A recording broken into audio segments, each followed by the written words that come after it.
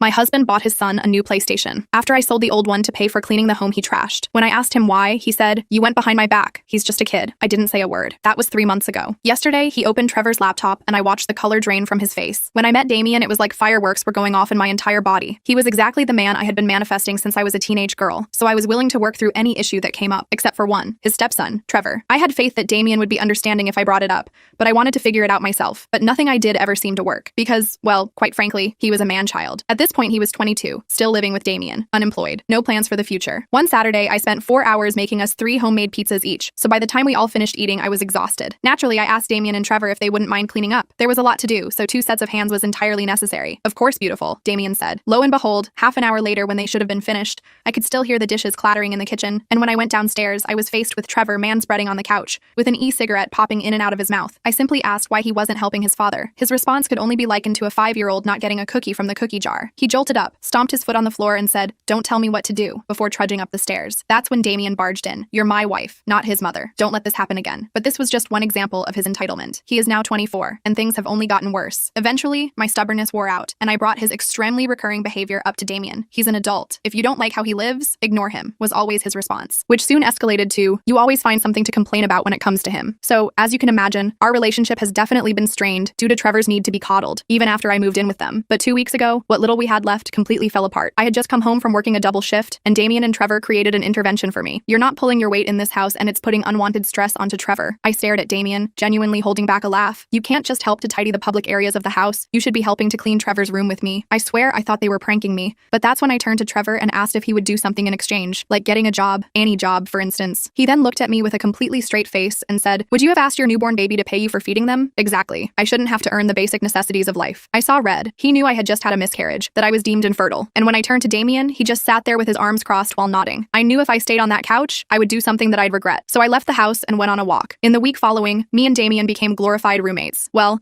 yesterday evening, Trevor finally wasn't home and I had the day off. So I decided to clean the entire house. I know this sounds weird, but it's something I genuinely enjoy. I even wiped down the windows, polished the floors, dusted the door frames, used a lint roller on the lampshades. I felt like Monica from Friends, and when I was done, I got to bathe in that post-clean euphoria. I felt like a princess. And aside from waking up at 4 a.m. to the sound of Trevor slamming the front door, I slept like one too. But when I woke up, the entire house smelled awful, like someone had rubbed cow dung all across the walls. And when I got out of bed, I found out why. You see, there was filthy, disgustingly unclean laundry sprawled all across the floors downstairs, and it produced an aroma so strong that it literally reached my bedroom. There was spilled hot sauce. A tin of tuna without a lid splattered everywhere. The air smelled like moldy sour cream. Stale gum covered the mantelpiece. I screamed and went to wake up my husband, who gagged at the smell. He had this look of anxiety on his face and instantly took the blame. "Oh yeah, that was me. I had a lot of beers last night and took things too far." I just stared at him. He tried to stop me from going into Trevor's room, but he couldn't. And when we opened the door, we were hit with the stench of the devil's lettuce. I didn't say anything. Damien just sighed and turned around. As soon as he walked out, I walked into his room. I quietly stole his gaming console, the one I paid 50% for, and sold it. Trevor woke up that same day to the sound of a maid hoovering his room. He smirked and condescendingly thanked me because he thought he had won. But when he found out what paid for it, he wasn't so happy anymore. It's about time. I just nodded and went to the kitchen to make myself some coffee. I was exhausted from the emotional roller coaster, but also feeling this weird surge of energy, like something had finally clicked. Trevor's smugness lasted exactly 47 minutes. That's when one of the cleaners asked him to move his gaming setup so they could vacuum underneath. "Where's my Xbox?" he practically shrieked. I heard him stomping around, throwing things, looking under furniture. Then he burst into the kitchen where I was calmly sipping my coffee and reading a book. "Where is it?" His face was so red I thought he might actually explode. "Where's what?" I asked innocently. "My Xbox. It's gone." I took another sip of coffee before answering. "Oh, that. I sold it." His jaw literally dropped. "You what?" "I sold it to pay for the cleaning crew. They're not cheap, you know." Trevor started sputtering something about how I couldn't do that, how it was his property. That's when I dropped the bomb. "Actually, I paid for half of it. And since you destroyed a house that I also pay half for, I figured it was a fair trade." He stormed out and I heard him frantically calling Damien. I knew what was coming next, but for once, I didn't care. I finished my coffee and waited. 20 minutes later, Damien burst through the front door like he'd been shot out of a cannon. The cleaning crew was still working, moving around him as he stood in the entryway taking in the scene. "What have you done?" he demanded, looking at me like I'd committed some terrible crime. I explained calmly that Trevor had deliberately trashed the house I'd spent hours cleaning,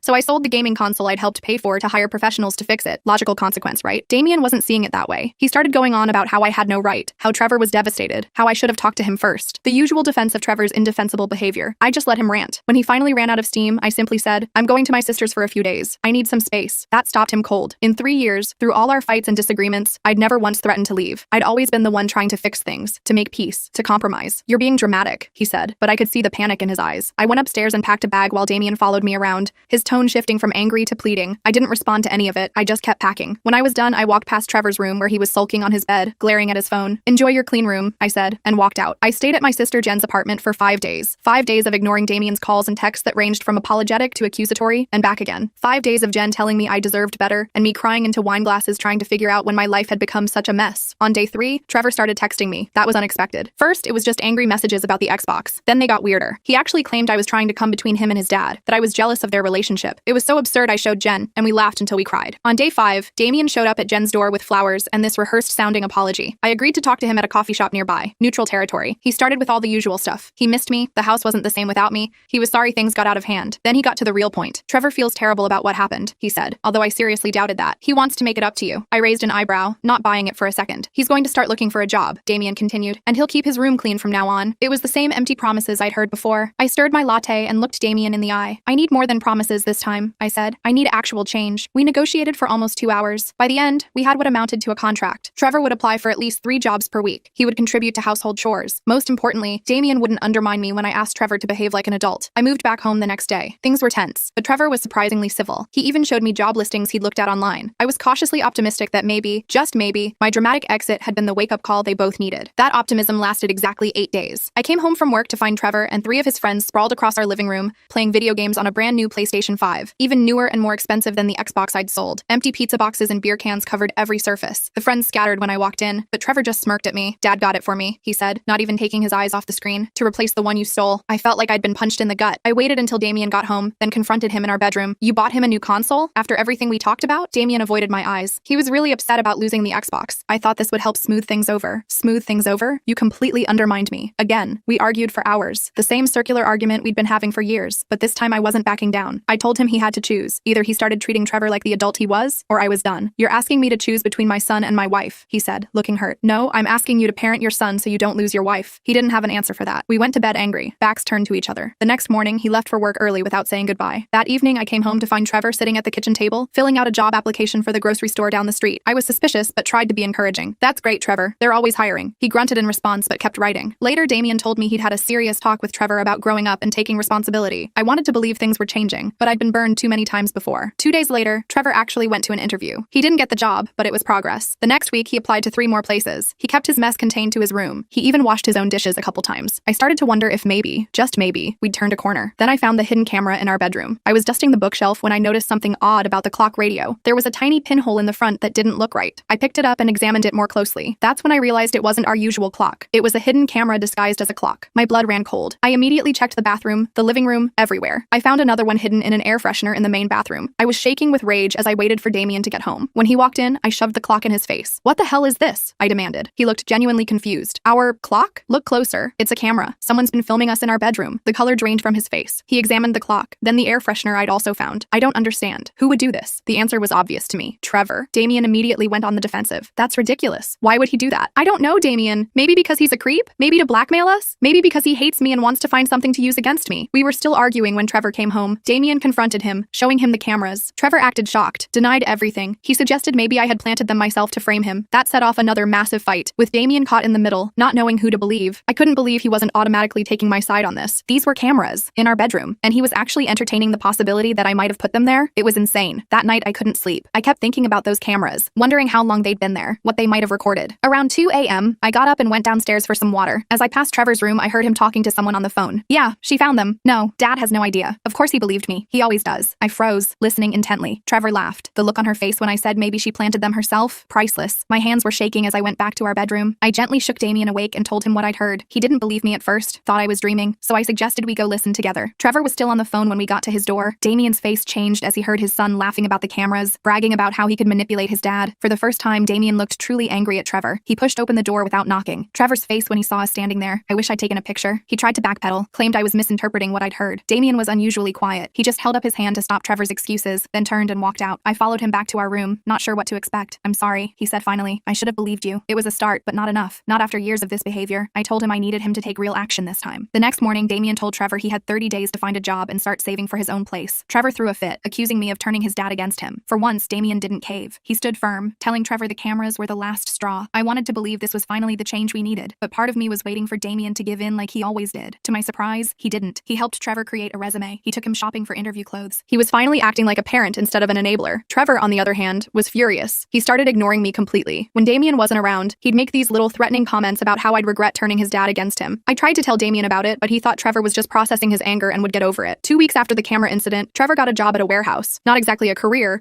but it was full-time with benefits. Damien was thrilled, thinking this proved Trevor was changing. I was more cautious. Something about Trevor's sudden compliance felt off. My suspicions were confirmed when I came home early from work one day with a migraine. As I walked in the door, I heard Trevor and a friend in the kitchen. "She actually thinks I'm going to move out," Trevor was saying, laughing. "Dad will never let that happen. I just need to play along until she gives up and leaves." His friend asked what would happen if I didn't leave. "Then I'll make her leave," Trevor said, his voice suddenly serious. "I've got more dirt on her than she knows." I backed out quietly and sat in my car, trying to process what I'd heard. What dirt could he possibly have on me? I hadn't done anything wrong, unless the cameras. Had they been there longer than I realized? Had he gotten footage of something he could twist and use against me? I called in sick the next day and waited until both Damien and Trevor were gone. Then I tore through Trevor's room, looking for evidence. I found it in a locked box under his bed. The key was taped to the bottom of his desk drawer. Not exactly a master criminal. Inside were several flash drives labeled with dates going back 6 months. I took them to Jen's house to view them safely. What I found made me physically ill. Hours of footage from our bedroom and bathroom. Conversations between Damien and me that Trevor had no right to hear. Intimate moments that no one should have witnessed. But worse than that, I found edited clips where Trevor had manipulated the footage, splicing together words and actions to make it look like I was saying horrible things about Damien,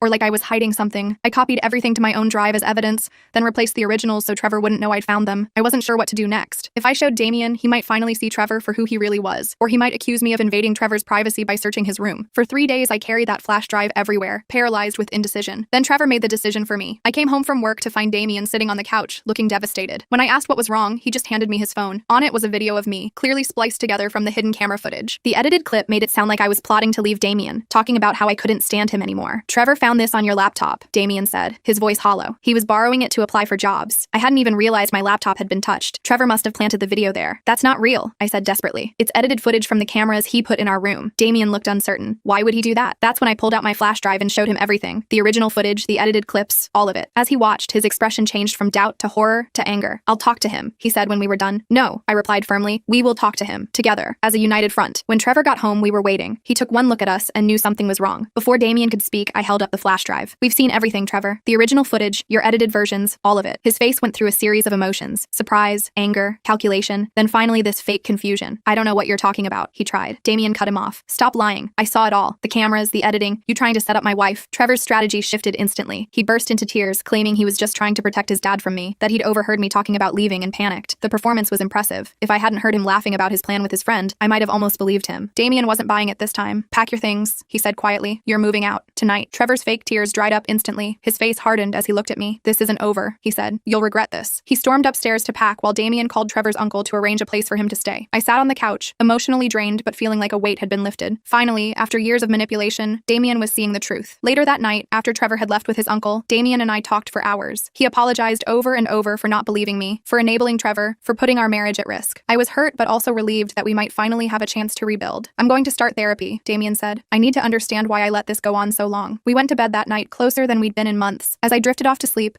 I allowed myself to hope that maybe we could actually fix things. The next morning, I woke up to frantic pounding on our front door. It was 6 a.m., and when I looked out the window, I saw police cars in our driveway. My heart nearly stopped. I shook Damien awake and we rushed downstairs together. When we opened the door, 2 officers asked if they could come in. They explained that Trevor had filed a complaint against me, claiming I had assaulted him last night before he left. "That's ridiculous," Damien said immediately. "I was here the whole time. Nothing like that happened." The officers asked if we had any proof. That's when I remembered. Our security cameras. After finding Trevor's hidden cameras, we'd installed a legitimate security system that covered the entryway and living room. I pulled up the footage from the previous night on my phone, showing Trevor leaving with his uncle. No confrontation, no assault. The officers looked relieved. They explained that Trevor had shown up at the station with a bruised face, claiming I had hit him when Damien wasn't looking. The footage clearly showed that was impossible. After they left, Damien called Trevor's uncle. Apparently, Trevor had punched himself in the face after arriving at his uncle's house, then waited until morning to go to the police. His uncle had tried to stop him, but Trevor had stormed out. "This has to stop," Damien said after hanging up. "He needs help, but I can't let him destroy our marriage anymore." He called Trevor and told him to meet us at a restaurant that afternoon. Public place, plenty of witnesses. When Trevor arrived, his face was indeed bruised, though not as badly as I'd expected. He glared at me as he sat down. Damien got straight to the point. "The police showed us your complaint. We showed them our security footage. They know you lied." Trevor started to argue, but Damien cut him off. "I'm getting you help whether you want it or not. You have 2 choices. Either you go to therapy and get a real job and start dealing with your issues,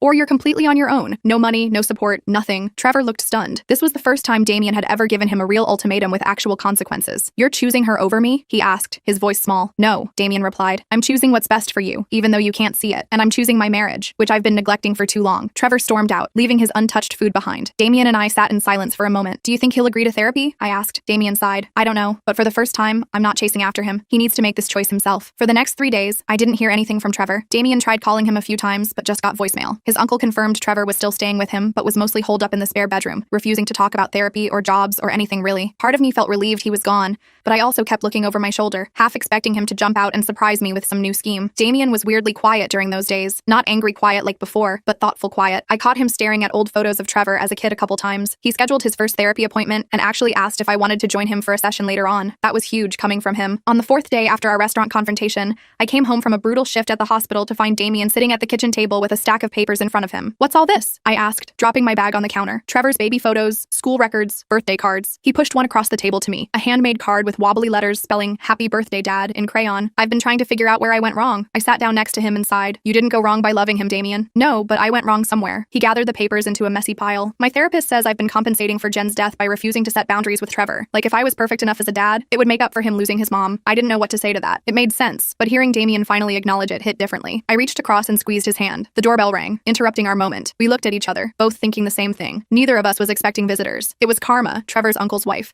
standing on our porch looking seriously stressed out. She had this giant tote bag, and her hair was all messy like she'd been running her hands through it. Sorry to just show up like this, she said when I opened the door. But Trevor left this morning and Charles is worried sick. Damien appeared behind me. Left? To go where? Karma shrugged. He didn't say, just packed his stuff and took off. But he left this behind. She hefted the tote bag. Charles thought you might want to see it. We took the bag to the kitchen table. Inside was Trevor's laptop, a bunch of flash drives similar to the ones I'd found, and notebooks filled with what looked like journal entries. Damien pulled out the laptop and opened it. Should we be looking at this? I asked, feeling weirdly invasive even though Trevor had no such qualms about our privacy. Charles already did, Karma said. That's why he sent me over with it. You need to see what's on there. Damien navigated to the video folder and clicked on the first file. It was Trevor talking directly to the camera, like some kind of vlog. Day 1 of Operation Get Rid of Lisa, he said to the camera. The timestamp showed it was from almost a year ago, right after I moved in. Dad thinks he wants to be with her, but I know better. No one will ever replace Mom. My stomach dropped as Damien clicked through more videos. Trevor had documented everything. The planted cameras, his deliberate sabotage of my cleaning, even rehearsing what he would say to make Damien take his side. There were dozens of these videos spanning months. Jesus, Damien whispered, his face pale. He was planning this the whole time. Karma nodded grimly. There's more. Check the notebook labeled Phase 2. The notebook contained detailed plans for what Trevor was going to do next. He had this whole scheme worked out to plant blow in my car and then tip off hospital security. He'd researched how nurses get substance tested and what kind of substances would get me fired immediately. There were notes about finding someone to hack my email to send fake resignation letters to the hospital administration. But the scariest part was the section titled Last Resort. Trevor had written, if nothing else works, accident at work. Nurses handle dangerous meds all the time. One mistake with the wrong patient. I felt physically sick. This wasn't just a jealous kid acting out anymore. He was actually planning to destroy my career, maybe even set me up to harm a patient. We need to call the police, I said, my voice shaking. Damien was already pulling out his phone when it buzzed with a text. He looked down and his face changed. It's Trevor. He says he's coming home to talk. I immediately started gathering all the evidence back into the tote bag. We need to hide this. If he knows we've seen it. No, Damien interrupted. No more hiding. No more pretending. We're going to confront him with all of it. I stared at him. Are you sure? What if he gets violent? Karma cleared her throat. Charles is on his way too. He'll be here in 10 minutes. Damien's jaw was set in a way I'd never seen before. Trevor needs to face what he's done. All of it. We spent the next few minutes making copies of the most damning evidence, just in case Trevor tried to destroy the originals. I texted my sister Jen to come over too. More witnesses seemed like a good idea. Trevor showed up about 20 minutes later. He looked terrible. Unshaved, dark circles under his eyes, clothes rumpled like he'd been sleeping in them. For a split second, I almost felt sorry for him. Almost. Dad, I've been thinking. He stopped mid-sentence when he saw the laptop and notebook spread across the table. His eyes darted to Karma, then back to the evidence. What is this? You tell us, Damien said, his voice unnervingly calm. Operation Get Rid of Lisa? Phase 2? Last resort? Want to explain what all that means? Trevor's face went through this weird transformation. Shock, then anger, then this calculated innocence. Those are just stories I was writing. Fiction. For a creative writing class I was thinking about taking. Before Damien could respond, the front door opened again as Charles and Jen arrived almost simultaneously. Trevor's expression hardened when he saw them. So this is an ambush? He demanded. You all gang up on me because of some stupid writing exercise? Damien clicked play on one of the videos. Trevor's own voice filled the room. Day 47. Dad actually believed me when I said Lisa planted the cameras herself. What an idiot. He's so desperate to think I'm still his perfect little boy. Trevor lunged for the laptop, but Charles caught him by the arm. Enough, Trevor. It's over. What happened next shocked all of us. Trevor started crying. Not the fake tears from before, but genuine body-shaking sobs. He collapsed into a chair, his face in his hands. She was trying to replace Mom. He choked out between sobs. Everyone was forgetting Mom, moving on like she never existed. Dad was happy without her. It wasn't right. The room went silent except for Trevor's crying. Damien looked absolutely gutted. He moved toward Trevor, but stopped when I grabbed his arm and shook my head. This could still be manipulation. Trevor, Damien said finally, your mom would be horrified by what you've done. She raised you better than this. That just made Trevor cry harder. You don't know that. She's gone. Nobody knows what she would think. I do, Charles said quietly. Julie was my sister, remember? And she would be so disappointed to see you using her memory as an excuse to hurt innocent people. Trevor's crying gradually subsided into these hiccuping breaths. He looked around the room, seemed to realize he wasn't getting the sympathy he wanted, and his expression changed again. Whatever, he muttered. None of you understand. I'm out of here. He stood up, but Damien blocked his path. No, you're not. We're not done. Trevor tried to push past, but Damien didn't budge. Move, Dad. Not until we figure this out. You need help, Trevor. Real help. Trevor laughed, this bitter sound that made the hair on my arms stand up. Help? You think a therapist is going to fix this? Nothing's going to bring Mom back. Nothing's going to make me okay with you replacing her. I'm not trying to replace your mother, I said, speaking directly to Trevor for the first time. I never was. He turned to me, his eyes narrowed. Right. You just moved into her house, slept in her bed, tried to mother her son. No, I interrupted. I moved into Damien's house. I sleep in Damien's bed. And I never tried to be your mother. I tried to be your friend. You're an adult. Trevor blinked, like that perspective had never occurred to him. Damien spoke up again. Trevor, we have two options here. Either you agree to intensive therapy, and I mean real commitment, not just showing up and going through the motions,